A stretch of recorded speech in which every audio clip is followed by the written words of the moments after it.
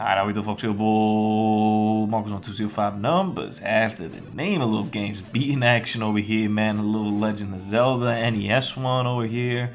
I forget how I kind of got in the mood for this one. I think I was watching like a randomizer or something like that, and I was like, you know what, man, I gotta be in the mood for a little Zelda over here. And I hadn't played the second quest before. I'd heard it's like a little bit harder than just the first one, but I never actually played it. And I was like, yeah, like, you know what, I'm gonna get into the second quest over here. Let's see like what's going on over here. And yeah, kind of like even like the originals that like I struggled a little bit at the beginning. I'm not too familiar with this game. It's just I played it. I mean, I've played it a couple times, but I've only beaten it once prior to this. So to me, like the first quest was like a new thing compared to like the second quest.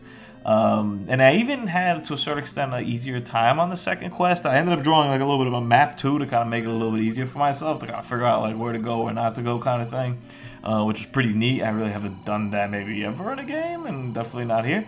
Not like a Zelda game and whatnot. But you know, the one thing I will say, one negative about this, until I got the bomb upgrade, which you don't get till very later on in the game, is I did a lot of just bombing walls. A lot of dungeons, bombing walls, praying for the best. A lot of dungeons that you could walk through the walls, even though you can't, like, tell that, whatever. Which, that's fine, because at least you don't waste any bombs, but it's just weird, because, like, you're just walking through walls and whatnot. It seems randomly arbitrary for reasons that I don't fully know.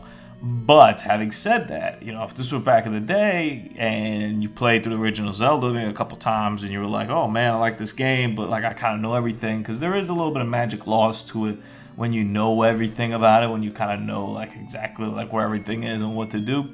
So to be able to have this option to have a second quest is pretty dope. I'm actually playing through Pokemon Puzzle League on N64 right now, and I beat it on hard mode, and I was like, alright, cool. I was like, we're done with this. And then after the credits, it's like, yo, here's a very hard mode. And I was like, I went back in. And currently, I'm kind of like, I don't really feel like doing that. But I thought about it, I was like, man, if this was back in the day, like when I didn't have like any of the games and stuff like that, I'd be like, oh, okay, there's like another mode. So to me, the addition of second quests, especially on an NES game, especially building on a game like The Legend of Zelda, is a really power move here by Nintendo and an A+ thing.